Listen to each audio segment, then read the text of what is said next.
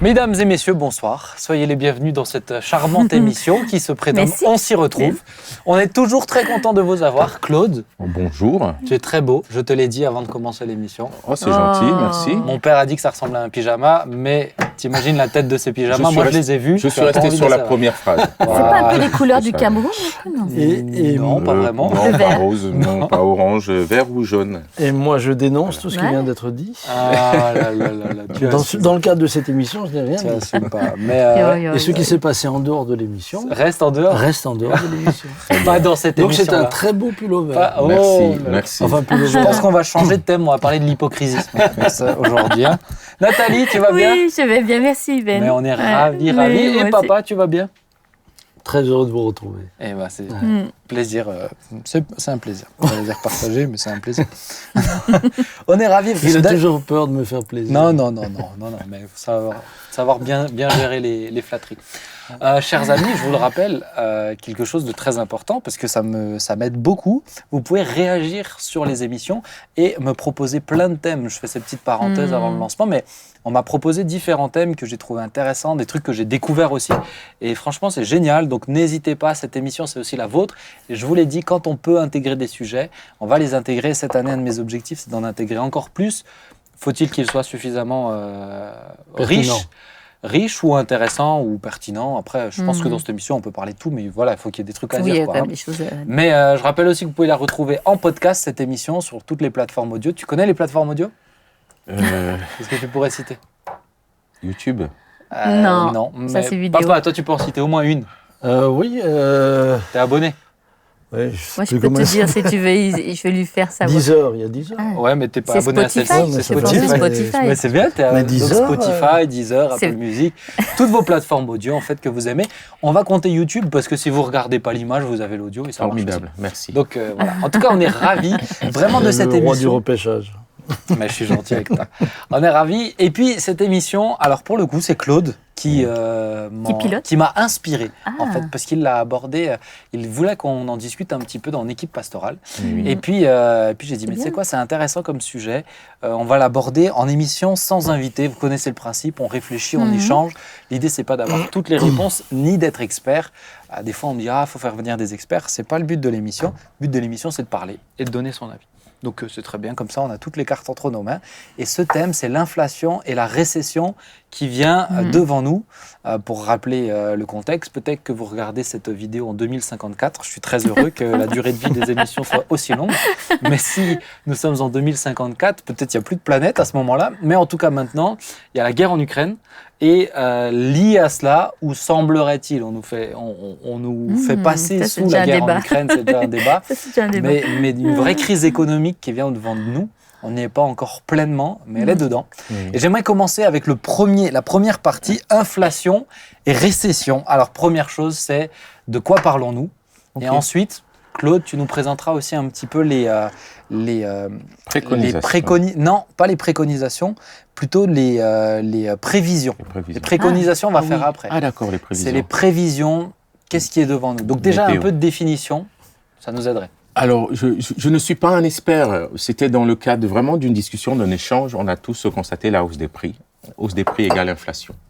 Ça veut dire qu'aujourd'hui, si on le voit bien, cherté de la vie, les prix ont augmenté 2, 3, 4, 5, 6%. On évalue à 6% l'inflation. Il s'agit là... En France. En France, ouais. des matières de première nécessité. C'est-à-dire, on parle de l'alimentation, on parle du pétrole, on arrive bientôt en hiver, de l'énergie. Du gaz. On parle du gaz, voilà, du gaz. Et aujourd'hui, on tend à ce que l'inflation, c'est-à-dire cette hausse des prix, aille en s'accroissant et en s'accroissant encore, par un phénomène qui est naturel. Et ça veut dire que chacun répercute sur son produit la hausse des prix des matières premières ou de ce qu'il perçoit ou de ce qu'il en fait. Je ne sais pas si ça a du sens ce que je viens de dire. Et donc, cette inflation va augmenter de plus en plus.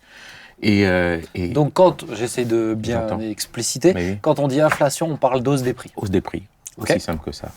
Récession. Et récession, du coup, l'inflation va ramener à ce qu'on appelle une forme de récession qui est comme un phénomène cyclique. Ça veut dire la baisse de l'activité économique. Parce qu'à un moment donné, cette hausse de prix, moi je le constate aujourd'hui, notamment dans l'immobilier, on ne construit plus des maisons à cause de quoi? À cause de la cherté des matières premières, du non-approvisionnement des matières premières. J'aurais deux causes. Or, là, on en viendra sur les causes tout à l'heure. Mais du coup, cette inflation va provoquer une forme de récession, c'est-à-dire baisse de l'activité économique. Baisse de la consommation. Donc, baisse de la consommation. Une crise économique. Ça veut dire une crise économique parce qu'à un moment donné, si on n'arrive plus à produire de la richesse, si on n'arrive plus si l'immobilier n'arrive plus et il n'y a plus de construction, on ne produit plus de la richesse. Donc, le PIB, produit intérieur brut, il baisse, quoi. Il diminue.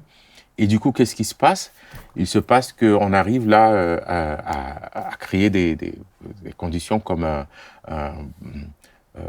produit plus la richesse, taux de chômage, on ne peut plus produire du travail.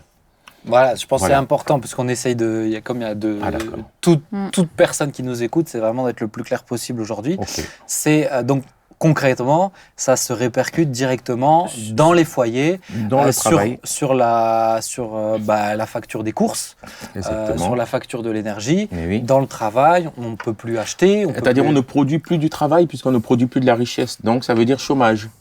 Et chômage avec les conséquences, les risques sociaux, les risques économiques et baisse de la consommation. Et là, on peut dire qu'on est en récession. Économiquement, ça veut dire que pendant 2 trimestres simultanés, on ne produit plus de la richesse, quoi. Hein. D'accord. Voilà un peu. Tu voulais dire quelque chose? Non, j'écoute le professeur d'économie. Mais non. Mais c'est bien, je pense que c'est important de bien définir les termes aussi. Hein. Oui, bien sûr. Et c'est tout simplement la valeur de la monnaie. Eh bien, finalement, diminue. Voilà, c'est ça. Puisque pour une même somme, vous ne pouvez plus acheter autant. Et ça explique tout le cycle un peu infernal que cela entraîne. Et puis la détresse que cela provoque. Moi, je fais une petite parenthèse pour qu'on comprenne bien que c'est... Parce que pour moi, ce qui est important, c'est de comprendre que c'est en effet, ça va se répercuter directement dans les foyers. Dans notre porte-monnaie. Chez nous, avec mon épouse, on a convenu d'un budget de courses par semaine. Et elle m'a dit, ça suffit plus. Oui. Donc il faut l'augmenter. Voilà. Donc concrètement, voilà, c'est ça. C'est au lieu d'être dans un cycle vertueux au niveau économique, on est dans l'inverse. Et les salaires ne sont pas forcément augmentés puisqu'on ne peut pas les augmenter. C'est ça, il n'y a pas un manque de richesse. De revalorisation. Voilà, et derrière ça, il y a les banques centrales qui essayent comme ça, finalement, d'hausser le taux d'intérêt pour pouvoir ralentir l'activité économique. Et voilà, et ça nous emmène en récession. L'Allemagne dit qu'elle sera en récession là pour l'année 2023. Les États-Unis sont déjà considérés comme étant en récession. D'accord, donc justement les prévisions un petit peu, Claude. Les États-Unis sont considérés en récession. La Chine aujourd'hui, parce que si tu me permets, on parle de la crise immobilière en Chine, mais aussi cette politique de zéro Covid. Nous savons que la Chine, c'est finalement la locomotive économique du monde. Et si elle ne produit plus autant qu'elle produisait parce que les confinements, parce qu'elle connaît aussi une crise en son interne. Moins d'importation. Ça veut dire moins d'importation, ça veut dire cherté de la vie puisque les produits chinois sont les plus... Et le transport encore plus cher. Voilà. Du coup, on est là dans ce monde village où toutes les économies sont liées les unes par rapport aux autres. À partir du moment où la Chine connaît des soucis économiques, rajouter cela aux États-Unis et nous la en guerre Europe, en Ukraine, la crise économique, la crise énergétique, on se retrouve là réellement confrontés, nous, à l'inflation et à une récession économique qui pointe son... Alors que nous, en France, on est encore relativement dans l'État-providence. Oui, alors, on ne sait pas d'où pleuvent tous les milliards, mais un jour, il faudra les rendre aussi. Clairement. Oui. Et je pense que nous, Français, nous ne ressentons pas encore au même stade que le font déjà certains pays européens, dont l'Angleterre, qui est sortie de l'Europe, mais à 8%. Eh bien, ils sont à 8%, l'inflation 8%. Qui amène maintenant les Anglais à descendre dans la rue, ce qui est quand même relativement rare. Ah oui, chez eux, c'est rare. Ouais. Nous, c'est une habitude. Nous, on va prendre l'air dans la rue. Ouais. On y va tous les mois de septembre. Tout le monde prend l'air dans la rue. Mais on n'y est pas encore allé. Mais là, nous sommes encore parmi les privilégiés. Ouais, on peut parler du bouclier aussi, même pour l'essence. Ouais, on le sent moins. Pour l'instant. Pour l'instant. On va le payer, ça c'est sûr. Ah, ça, c'est mais on le sent déjà, mais on va le payer. On va le payer encore plus. Et sans compter que la politique du quoi qu'il en coûte du gouvernement a fait qu'on a dépensé pour pouvoir soutenir l'économie. Et c'est depuis des années, parce qu'on parle du Covid, mais c'est bien avant. Et sauf qu'aujourd'hui, on est à... Moi, je disais, je ne fais que lire, à 120% quand même du taux d'endettement. L'Allemagne en est en 70, c'est pour dire on a quand même une grande marge et on se retrouve aujourd'hui à dire mais comme le disait le pasteur Sam, mais qui va payer qui va payer? Parce que quelqu'un va payer. Eh ben... Ça y est, t'es là toi? Non, mais, ah ouais mais ça va retomber sur les citoyens, forcément. Ben voilà. C'est sûr. Et on se retrouve dans une situation presque identique à la Grèce. Quand l'État a fait banqueroute, on s'approche en tout cas. Moi, l'impression que j'ai, c'est que c'est généralisé. C'est vraiment dans toute l'Europe. Tu écoutes l'Espagne, c'est la même chose. Tu écoutes l'Allemagne, c'est la même chose. Tu écoutes même la Suisse. La Suisse où c'est quand même où c'est de plus en plus difficile. Alors eux, ils ont un autre système qui est en meilleure santé, mais c'est de plus en plus difficile aussi. Hein. Donc est-ce que c'est moi ça me fait un peu plus penser à la Grande Dépression à l'époque, ces crises mondiales quoi. Hein. Là où la Grèce c'était local, national quoi, mais j'ai l'impression que on vient au devant de quelque chose qui est mondial. Est-ce que Claude, comment tu le vois ça?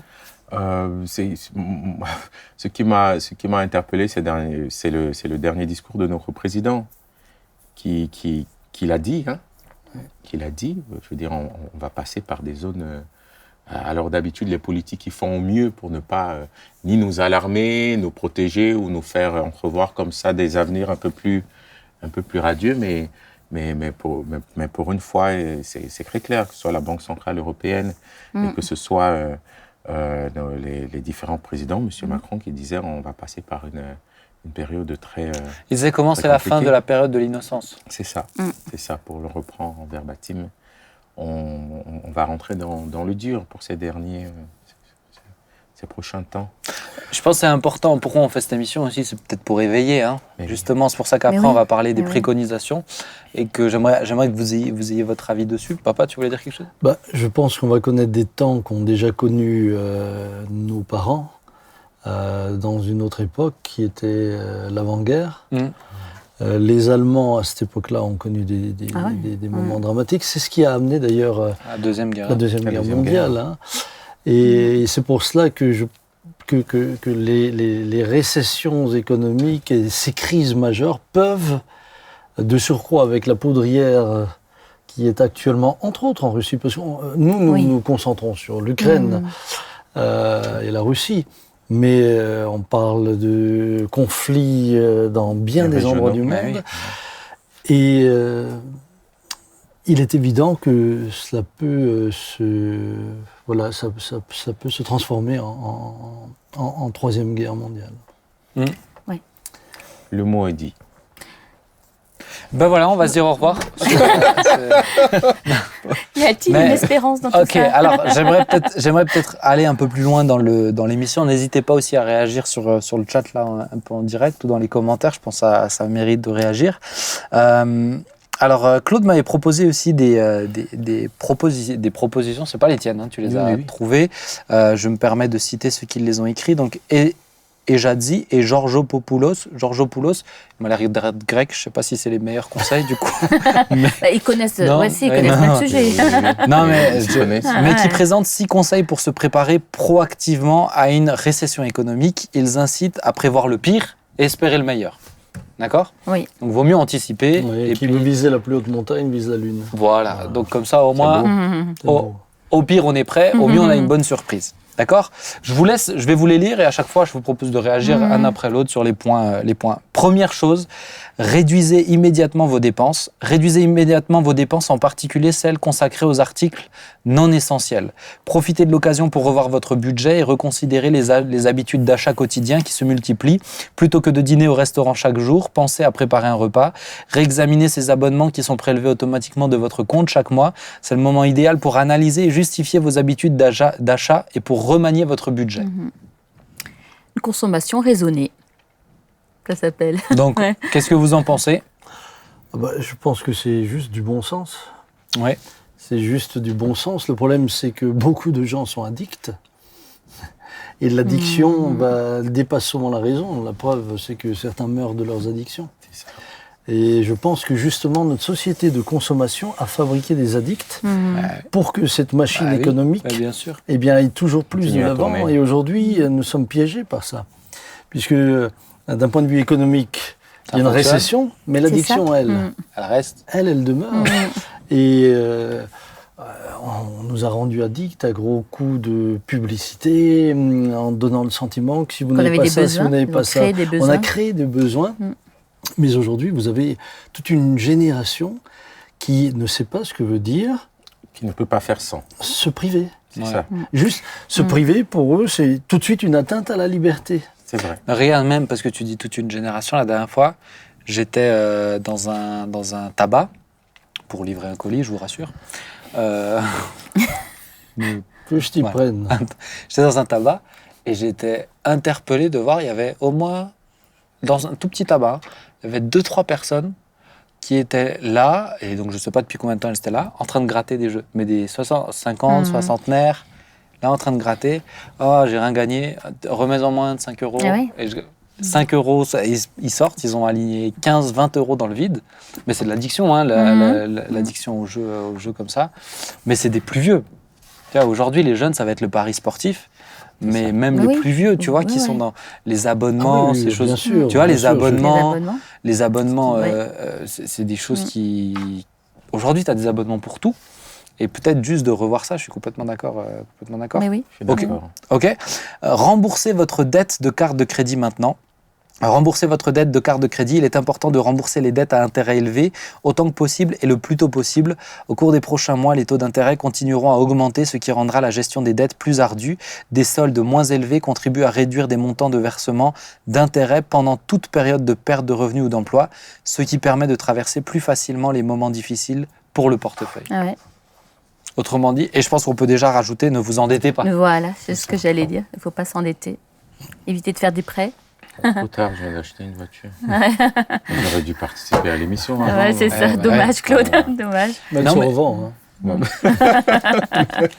Non, mais c'est vrai que, tu vois, on parlait de l'addiction, mais on peut parler aussi et c'est de plus en plus, on le voit, les gens qui ont cette capacité à s'endetter pour tout et n'importe quoi. Oui. C'est vrai. Pour l'achat d'une télé, comme pour l'achat d'un smartphone.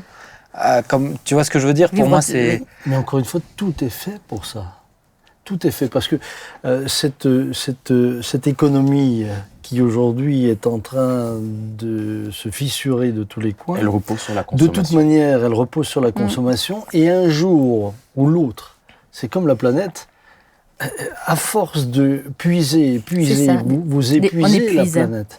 Eh bien, cette course en avant, cette course à la consommation, de toute manière, elle a un plafond. Elle a un plafond.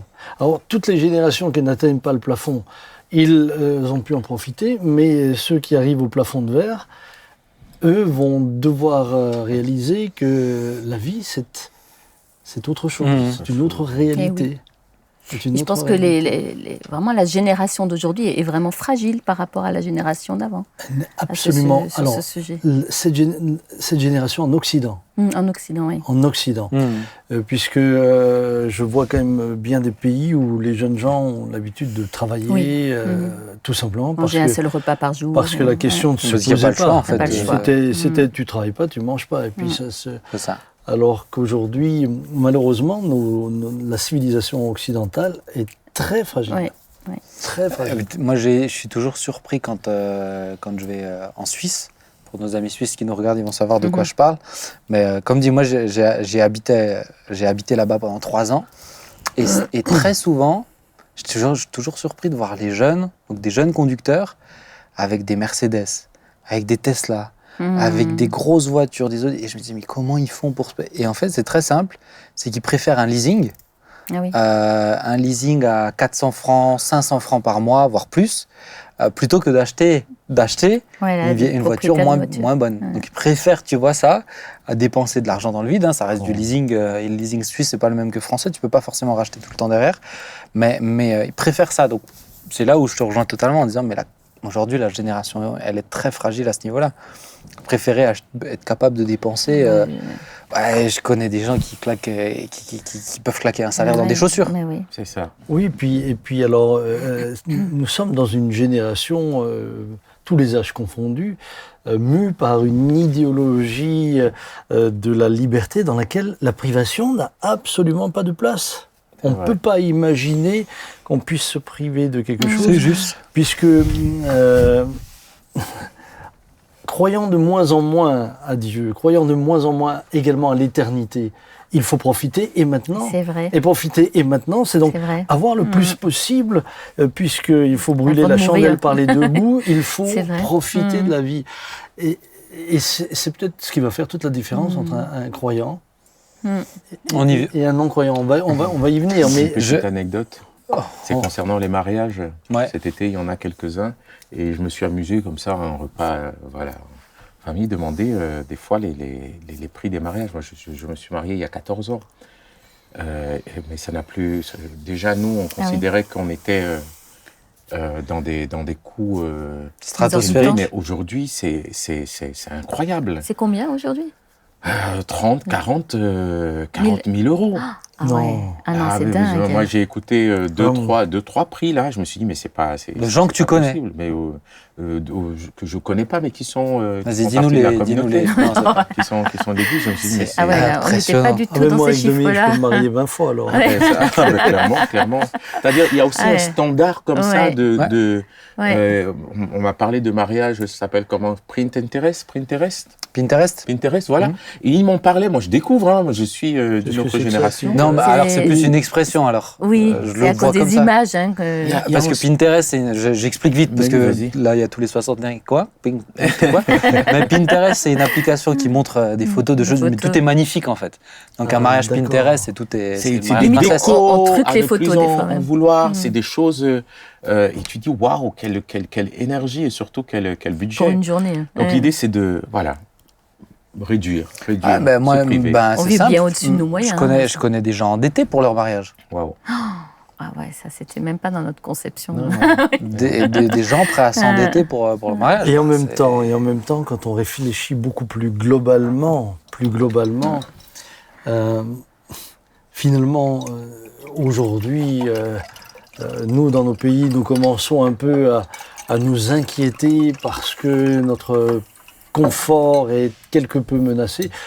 Mais nous ne nous sommes jamais préoccupés de la pauvreté ailleurs. Maintenant, nous avons vécu largement. C'était si loin. Puisque c'est si loin, ça me fait parfois penser. J'avais un jour eu cette image et elle m'est toujours restée. C'est comme si la planète était une table ronde. Puis Dieu regarde et il voit autour de cette table ronde, sur cet enfant, 5 qui ont très faim. Le 6e, il s'en sort à peu près. Et le 7e, il vomit de trop manger. Et je me dis, mais si nous étions face à une telle image, que ferions-nous à celui qui fait ça ? Et je crois que ce temps vient où nous allons nous faire tirer sérieusement il faut le payer, les oreilles pour nous rappeler à quel point nous avons aussi dans notre conception, dans notre manière d'être, la surconsommation. Et parfois, pardonnez-moi, même dans certaines théologies, nous avons la prospérité dont tu parles. Laissé penser. Mais là, tu bifurques déjà sur la dernière partie. La dernière partie, c'est le chrétien. Il est pressé, c'est normal. Face à c'est son cœur de berger. Oui, c'est normal. Mais peut-être juste revenir, et je fais vite une parenthèse sur ça. Donc très récemment, on nous a dit qu'il faut se préparer à baisser d'1 à 2 degrés le chauffage, etc. Juste à chaud, qu'est-ce que vous pensez de ça par rapport à ce qui est devant nous? Qu'est-ce que vous pensez de ça? Qu'est-ce que ça vous a procuré quand on vous a dit ça? Alors moi, je trouve ça très intéressant, puisque d'un côté, on nous dit de baisser le chauffage pour économiser l'électricité, de l'autre côté, on nous pousse à acheter des voitures électriques. Maintenant, on est en train de dire que les voitures électriques, vous ne pouvez plus les charger à n'importe quelle heure, puisqu'il y a trop de demandes, et on est juste dans un paradoxe. On est en train de nous faire la démonstration que ce qu'on veut nous proposer, ou ce que l'on voulait nous faire passer comme étant obligatoire, passer des énergies fossiles à l'électricité, c'est tout simplement ça. En fermant des centrales nucléaires. On est en train de se rendre compte que ça ne fonctionne pas. Mais non, ça ne fonctionne pas du tout. Donc comment devons-nous baisser d'un côté en devenant tout électrique de l'autre? Clairement. C'est absurde. Et en dépendant d'une autre énergie, finalement. Les autres? Nathalie? Nous nous retrouvons dans une situation ubuesque, on pourrait dire. Ouais. Ça n'a plus de sens et je ne sais pas si tout le monde va jouer le jeu, en fait. Parce qu'on nous l'a présenté un peu presque comme un effort de guerre. Hein. Oui, c'est vrai. C'est un peu comme ça qu'on nous l'a présenté. Il faut se serrer les coudes face à... Comment toi, t'as pris ça en te disant ils abusent là-haut ou c'est non, vraiment Moi, je me suis dit, en fait, ils réagissent enfin parce que c'est quelque chose qu'on pressentait depuis quand même... Moi, il y avait eu la période Covid qui a créé vraiment un différentiel dans le mode de vie, déjà. Mais déjà avant, moi, je me rappelle qu'en 2008, on parlait déjà de la crise énergétique. Ouais. Nous, on a fait poser des panneaux photovoltaïques en 2020. Eh bien, en fait, déjà à l'époque, on nous disait, mais l'électricité va augmenter cette année de près de 50%. Ils nous avertissaient de ça. Donc, c'est vrai que le problème de l'Ukraine est arrivé qui a aggravé la chose. Mais je crois que ce type de conseil aurait dû être donné encore bien plus en amont. Et en même temps, comme je disais, on ferme les réacteurs nucléaires. Il n'y a pas de solution, en fait, aujourd'hui. Quand tu vois sur le papier, il n'y a pas de solution. Parce que par rapport au nucléaire, les Allemands, ils s'en mordent les doigts maintenant. Mais carrément. Ils ont de grosses difficultés. Donc, carrément. 60% d'approvisionnement en énergie venait de la Russie. Ah oui. Et le truc, c'est que EDF est tellement surendetté aujourd'hui, EDF. Alors qu'on aurait besoin de toutes leurs compétences. Et Fessenheim. Ça coûte pas cher les plaids en tout cas, vraiment. Et moi, je vous conseille. Mais c'est vrai. Mais c'est vrai. Ça coûte pas cher. On se pose sur le canapé avec 1 ou 2 plaids. Écoutez, moi, quand je me suis marié, donc il y a quelques années de cela, le chauffage à 19 degrés était déjà de rigueur à l'époque.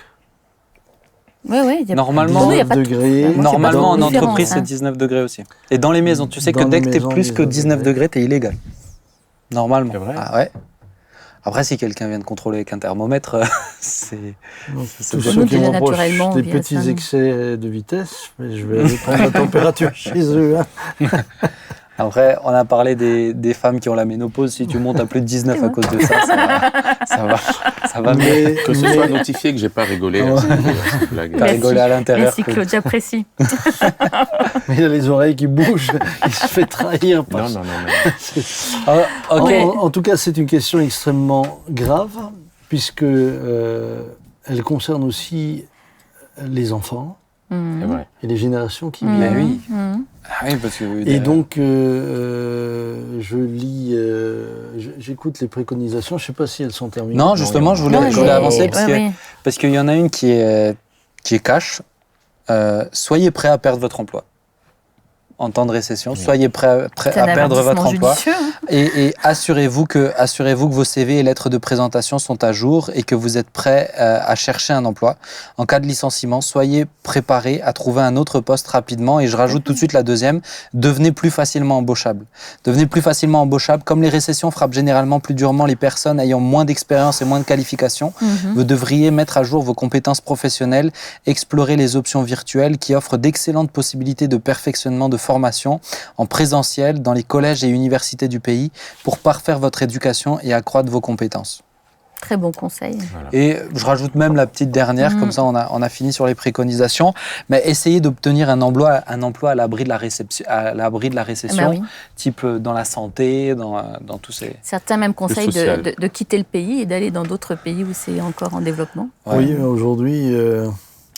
aujourd'hui, la récession étant mondiale, où que vous alliez, elle vous rattrape. Oui, plus ou moins. Mais... Alors peut-être à chaud, soyez prête à perdre votre emploi, soyez plus facilement employable. Qu'est-ce que vous aurez... Vu mon âge, je sais pas s'il y a beaucoup de gens qui me prendraient. Il faut en parler à mon patron, il est juste là. Ouais, l'employeur là, soyez prête à perdre votre emploi. Est-ce que nous avons une... Comment vous voyez? Est-ce que vous trouvez que c'est un bon conseil? Oui, c'est un bon conseil pour moi. Oui, de bonne foi. C'est un bon conseil pour moi. Le nombre de gens qui sont peu formés, en tout cas, ou mal formés, je trouve que c'est vraiment pertinent de se former, même en ligne. Ouais. Les premiers qui perdent les emplois, comme on l'a dit, c'est les personnes les plus sans qualification. C'est souvent les agents, ceux qui sont dans l'intérim, et c'est eux qui vont subir de plein fouet le chômage, quoi. Puisqu'il n'y a plus d'activité. S'il n'y a plus d'activité, il n'y a plus d'embauche. S'il n'y a plus d'embauche, il y a même aussi destruction même du travail, de l'emploi. Tous ceux qui sont dans le tourisme, qui s'inquiètent. Voilà. Dans les services, d'une manière générale. Dans les services, dans le tertiaire, pour certains. Donc, voilà, que ceux qui nous entendent soient éveillés, soient sensibilisés à la réalité de dire, voilà, sans alarmer personne, se rendre compte qu'on va passer là par des temps un peu difficiles. Et comme dit, soyons prévenants. C'est ça. J'ai un exemple, j'ai des amis, qui, chaque hiver, s'achètent toujours un peu de vêtements. Cette année, ils se sont dit, non, on n'achètera rien cette année. Ils sont plusieurs à me l'avoir dit. C'est dommage, il y a la bourse aux vêtements qui est ouverte. Oui, alors là, c'est pas... C'est une très bonne... voilà une des solutions. Mais vous voyez comme c'est quand même intéressant, puisque en même temps que l'on finalement répond à cette récession, on contribue aussi à rendre impossible le relancement. Mais c'est ce que tu disais, parce qu'il y a une baisse de la confiance. La confiance des ménages.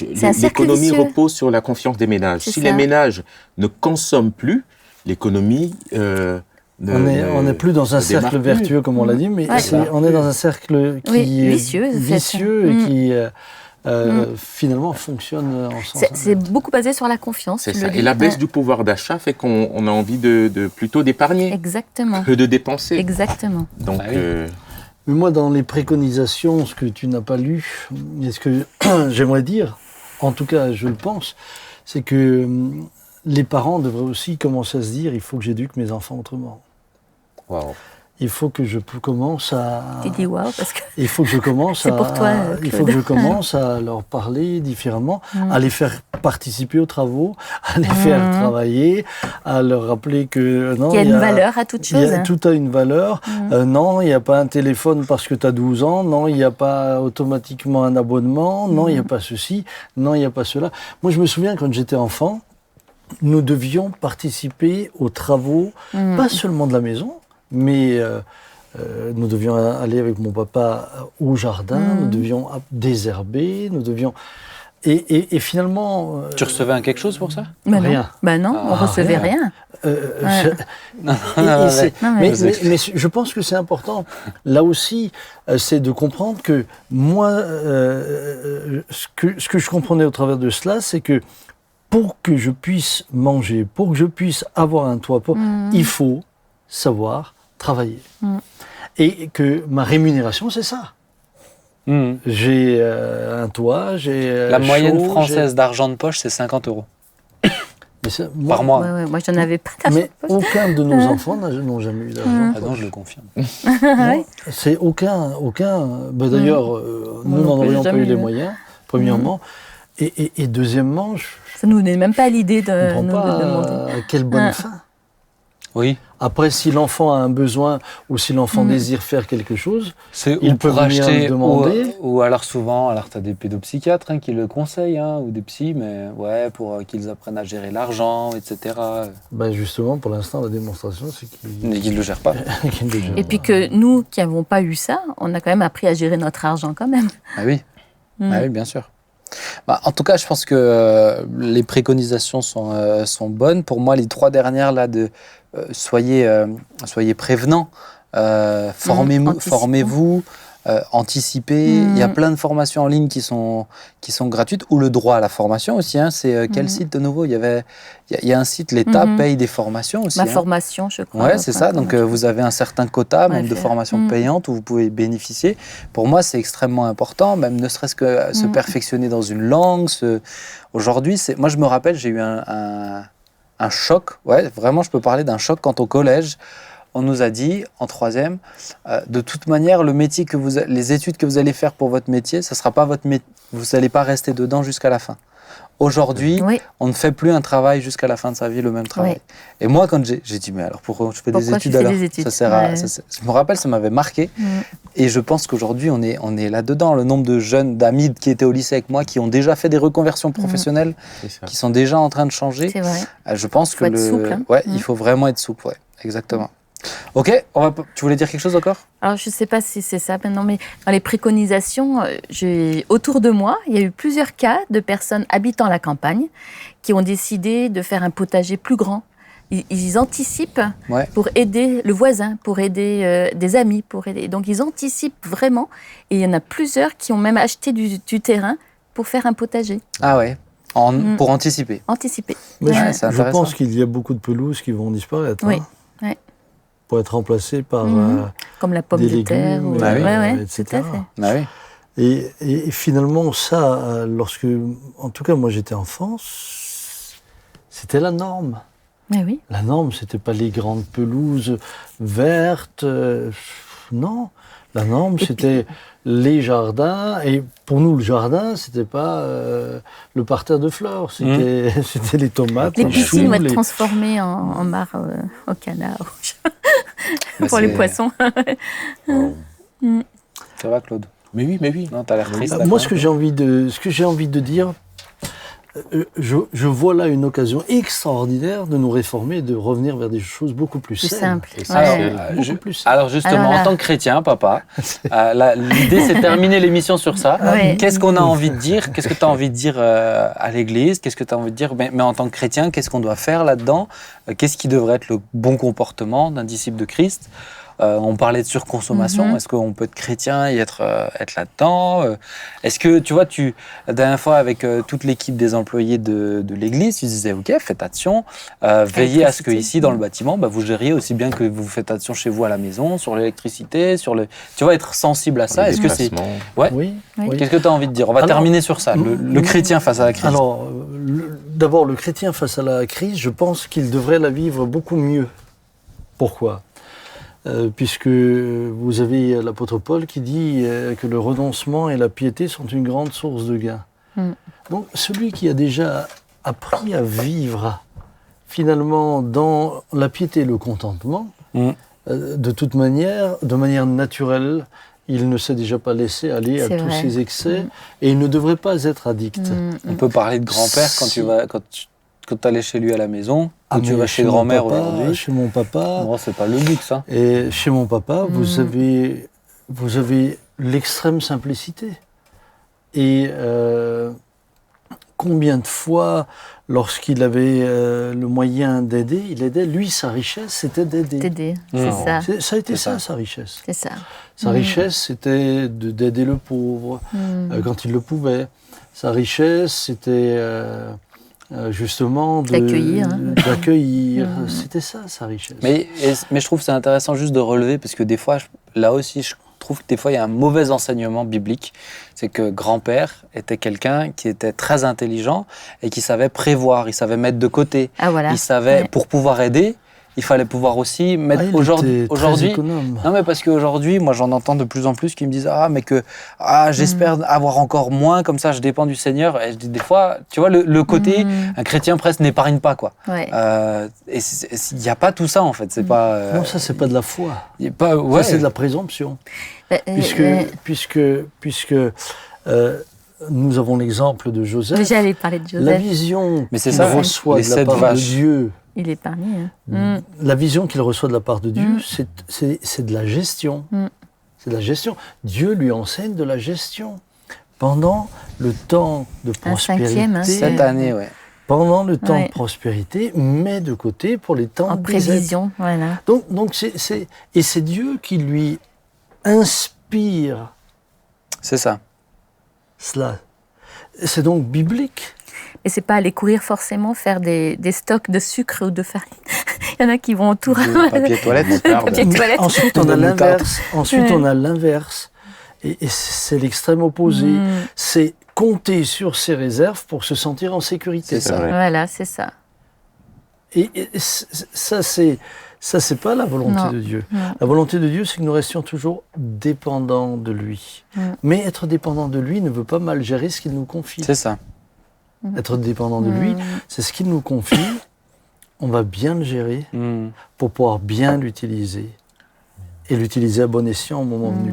Donc, je pense que les chrétiens qui ont appris déjà à crucifier la chair, le renoncement, et à ne plus vivre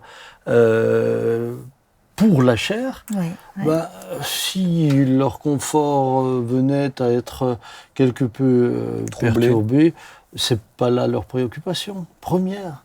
Ils vont, normalement, un chrétien devrait s'y adapter beaucoup plus facilement. Ensuite, je crois qu'on va réapprendre ce que veut dire si ton prochain n'a pas de tunique et que tu en as deux, tu vas lui en donner une. La notion de partage, c'est également une valeur foncièrement chrétienne.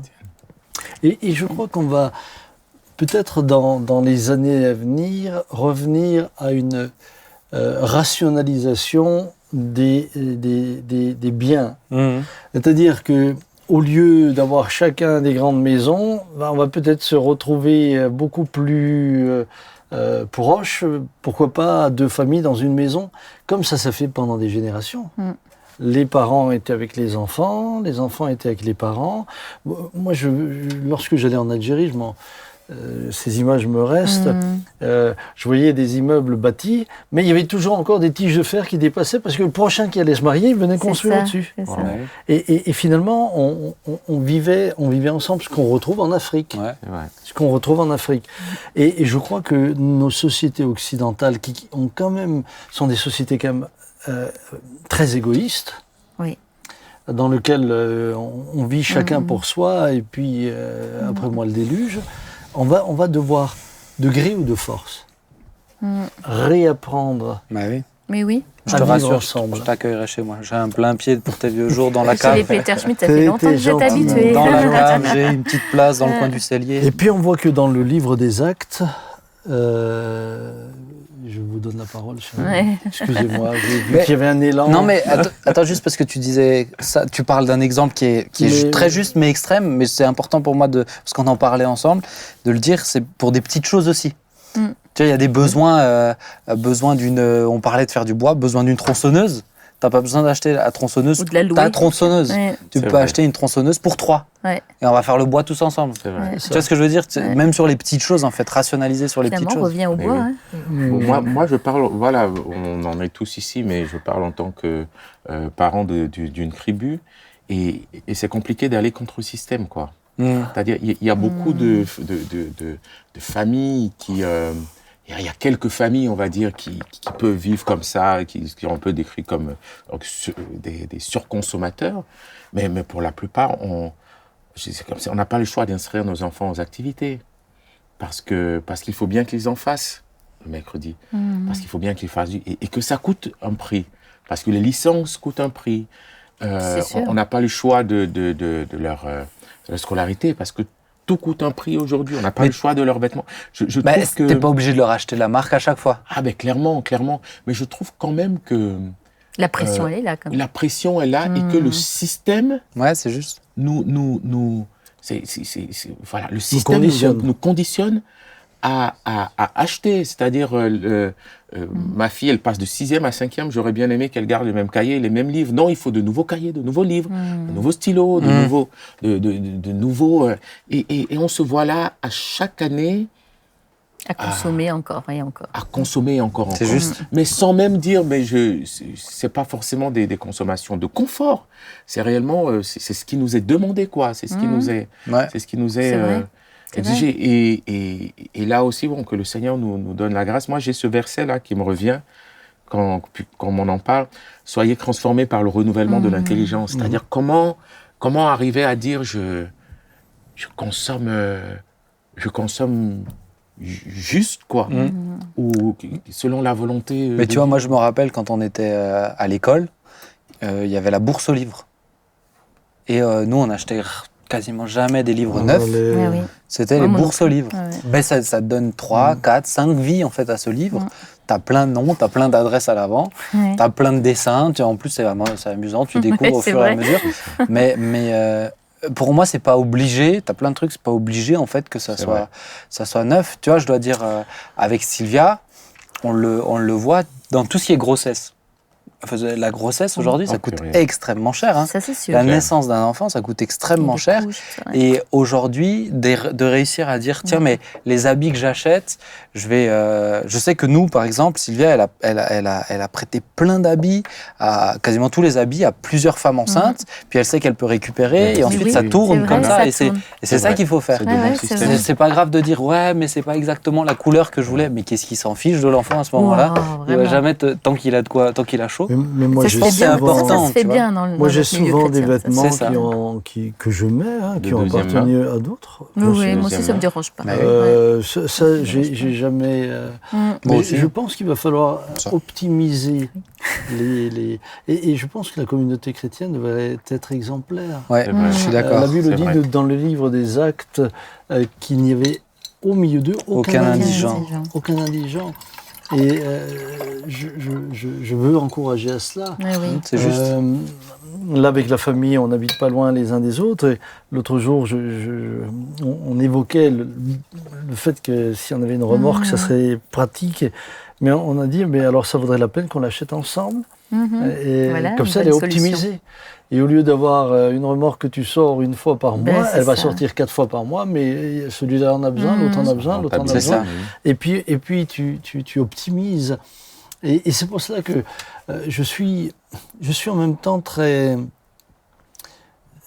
optimiste face à ce qui vient, dans le bon sens du terme. C'est-à-dire que je crois que ça va nous ramener à l'essentiel. Oui. Ça va nous détourner de tout ce qui finalement occupe notre esprit et qui est secondaire et nous empêche, nous empêche de nous consacrer à ce qui est important. Et parfois, il faut nous forcer la main pour pouvoir sortir de ce qui est comme une éducation. Et cela va emmener chacun à devoir réfléchir sur lui-même, se remettre en question. C'est ça. Très bien. On va certainement repasser à nouveau plus de temps dans les familles ensemble. Oui. On va certainement refaire beaucoup plus de choses ensemble. Et reconsidérer Noël, les cadeaux. Voilà. Oui, c'est vrai que Noël, c'est autre chose que des cadeaux. Voilà. Reconsidérer certaines fêtes où... On ne sait même plus quoi offrir à Noël, donc en plus, ça facilite les choses. Moi, si tu veux m'offrir des trucs, j'ai toujours plein d'idées, Nathalie, il faut pas. Ou alors, il y a des familles où voilà, il y a 10 enfants, et puis on a une petite équipe qui dit nous on donne pour celui-là, l'autre pour celui-là, et puis et l'enfant n'a qu'un cadeau et pas 15. Regarde, le meilleur cadeau de Noël que j'ai reçu, ce n'était pas mon cadeau, c'était notre cadeau, puisqu'on était à 3 pour l'avoir, c'était la GameCube. Donc truc de jeu vidéo, bref, qu'on voulait, mais jamais on s'était dit nos parents un jour accepteront. Nous on était largement plus habitués au non qu'au oui, faut le dire quand même. Oui. Mais c'est comme ça que vous avez apprécié, vous avez découvert comment on apprécie le oui. Mais ce que je veux dire, c'est que pour moi, je me rappelle cette soirée. Du moment où on l'a reçue, au moment où on y a joué. C'est encore plus de valeur qu'à notre enfant l'aurait. Et depuis, je suis à la recherche de cette GameCube parce qu'elle vaut de l'argent maintenant et malheureusement, je ne la trouve plus. Donc si mes frères, ça m'arrangerait bien. Mais tu vois, je trouve, c'est vrai que pourtant, c'était un cadeau à 3, tu vois. On aurait dit, un cadeau à 3, ils abusent, tes parents. Mais en même temps, ils vont pas acheter 3 GameCube. Ça serait bête. Ouais, c'est bête. Mais t'as des endroits où c'est le cas. Chacun sa console. Ce que je pense aussi, c'est qu'on pourrait, suivant la gravité et l'ampleur de la crise, on pourrait en revenir aussi à retrouver cette notion de troc. Moi, j'ai ceci, je te le donne, est-ce que tu peux me donner cela, etc. Donc, ce sont... Juste une question. C'est possible. Tu me permets? Est-ce que tu penses que cette crise aura un impact aussi sur le royaume, sur les œuvres de Dieu, sur les projets qui ont été mis en place, sur beaucoup d'œuvres? Alors, il est évident, comme vous l'avez dit tout à l'heure, que s'il y a moins de ressources, automatiquement, ça se répercute partout. Maintenant, ce que j'ai envie de dire aux chrétiens, c'est ne faites pas l'économie de l'œuvre de Dieu. Jamais. Jamais. Et là, je plaide pas pour moi. Parce que je sais que Dieu est fidèle. Pourvoira, c'est ça. Dieu est fidèle. Mais je ne vous le propose pas comme une méthode ou comme un troc avec Dieu. Je te donne... Non. Moi, je veux donner et continuer à donner à l'œuvre de Dieu parce que j'aime le Seigneur. C'est ma seule raison. Amen. Non pas parce qu'il me le rend ou il ne me le rend pas, c'est parce que c'est ma seule raison. Et je crois que justement, ça va nous ramener à l'essentiel. Peut-être qu'il va falloir enlever ce qui est inutile pour se concentrer sur l'essentiel. Mais beaucoup de chrétiens, malheureusement, commencent par là. Oui, c'est l'œuvre de Dieu qu'ils privent en premier. Mais j'ai même envie de dire, papa, peut-être que certaines œuvres enlèveront elles aussi ce qui est peut-être du surplus, tu vois, des choses qu'elles font mais que Dieu leur a... ou Dieu ne le veut plus forcément. Ça, c'est sûr. Reconsidérer les projets. Les priorités. Pour moi, toutes les choses que Dieu aura prévues, Dieu veut qu'elles tournent au moment de la récession. Il fera en sorte qu'elles tournent. Amen. Mais c'est d'accepter, de dire peut-être que c'est la fin d'une saison pour quelque chose aussi.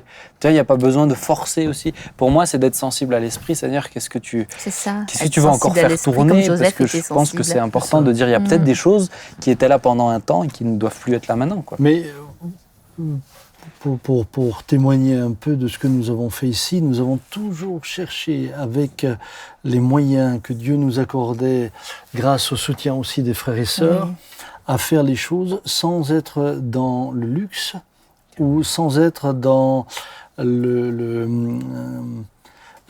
l'inutile. Par exemple, lorsque nous avons construit le bâtiment, nous avons réussi avec l'équipe à l'époque, mon très cher Roger Gresselin, qui est maintenant près du Seigneur, mais nous avons réussi à bâtir finalement avec un prix au mètre carré qui était entre 1300 et 1500 euros au mètre carré. Oui, c'est sûr. Mais le bâtiment, c'est un bâtiment simple. Il n'y a pas de luxe, dernièrement, il fallait refaire un peu l'estrade, etc. Là, nouveau, on a investi au mieux pour faire quelque chose qui soit quand même agréable à tous nos amis qui nous suivent sur le net, mais en veillant à ne pas tomber dans des excès. Et nos équipes, même nos employés, je dois le dire, et ça, je voudrais rendre témoignage, nos employés sont là, travaillent de tout leur cœur et très souvent sont là avec des salaires. S'ils étaient dans leur métier et qu'ils feraient... autant qu'ils font ici. Autant qu'ils font ici. Moi, je sais entre autres que j'ai dans mon entourage qui travaille autour de moi quelqu'un qui a les qualifications pour un poste très élevé. Certains de ses collègues qui ont fait les études en même temps qu'elle, aujourd'hui, sont entre 8 et 10 000 euros par mois. Et elle est là parce qu'elle aime le Seigneur. Parce qu'elle aime le Seigneur. C'est juste un petit témoignage pour vous encourager, parce que vous ne le savez même pas là, mais ça m'a encouragé par rapport à Dieu qui pourvoit, etc. Et ça peut sembler très anodin. Mais là, on vient de m'écrire là au jour où on tourne l'émission, dans la jeunesse, si on peut augmenter le budget, un budget en fait, parce que justement à cause de l'inflation, ça devient plus compliqué de tenir le budget.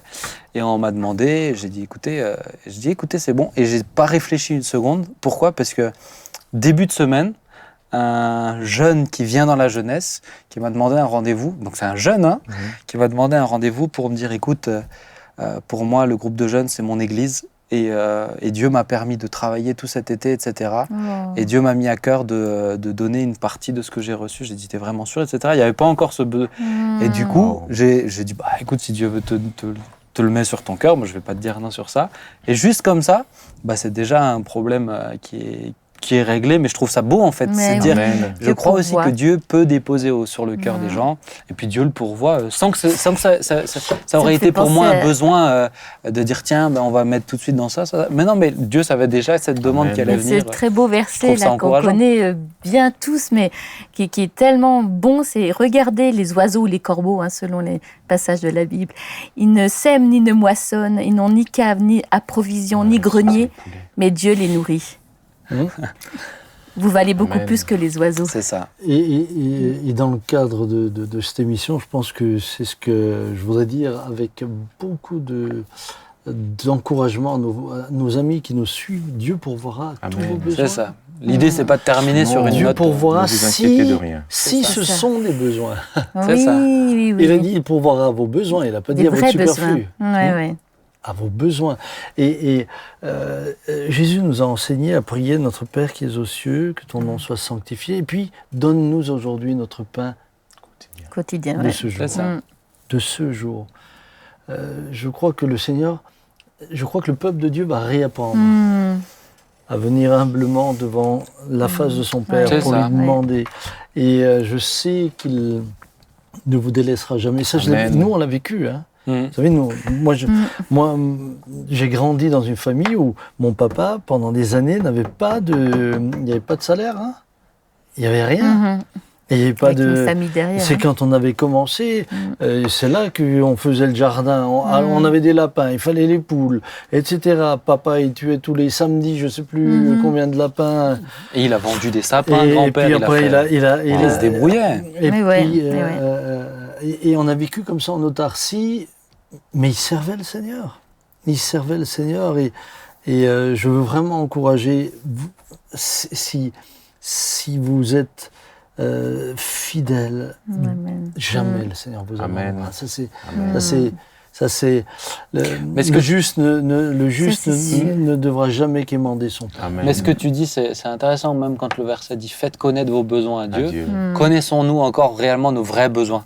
Tu vois, pas notre. Et je pense que ça nous ramènera aussi à mais quels sont mes vrais besoins ? De quoi j'ai besoin ? Les besoins vitaux. Claude, tu voulais dire quelque chose et après on va terminer. Oui, bon, ça reste je prends un peu de recul sur notre pouvoir d'achat finalement, pour dire que, et même quand on aurait une baisse du pouvoir d'achat par rapport au monde, aux trois quarts de la population mondiale, par rapport aux pays africains. Voilà, moi j'ai regardé un documentaire hier sur le Congo-Kinshasa qui m'a fait, mais on se rend compte qu'on est encore quand même privilégié. Privilégié. Donc j'entends cette réalité qui va nous toucher de manière inexorable.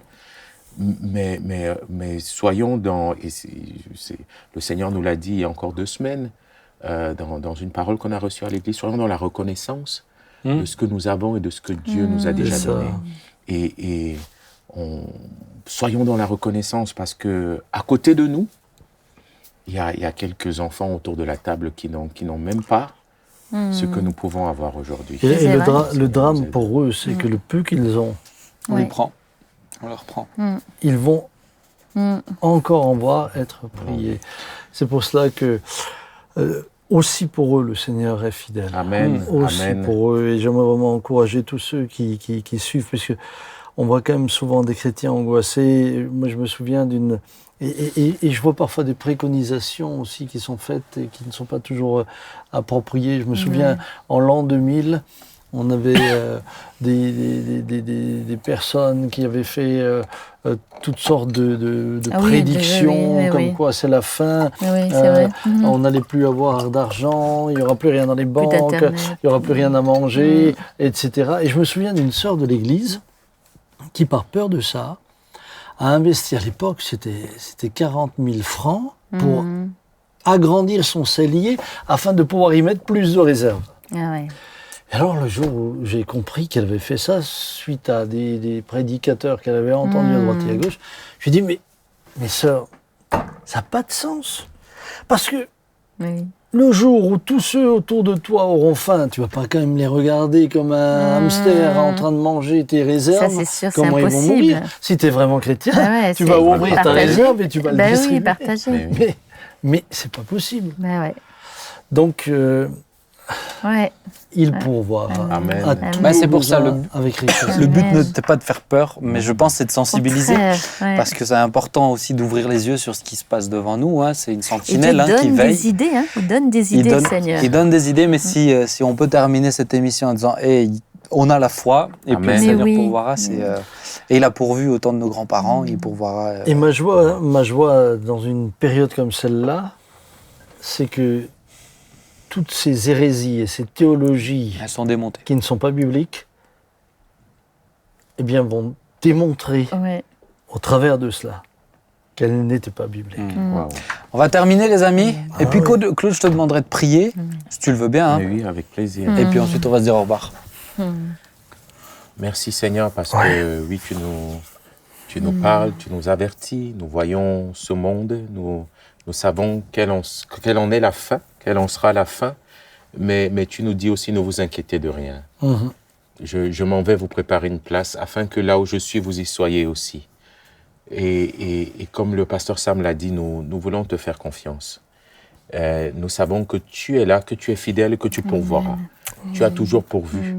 Et je prie, Seigneur, pour chacun et chacune de ceux qui nous écoutent.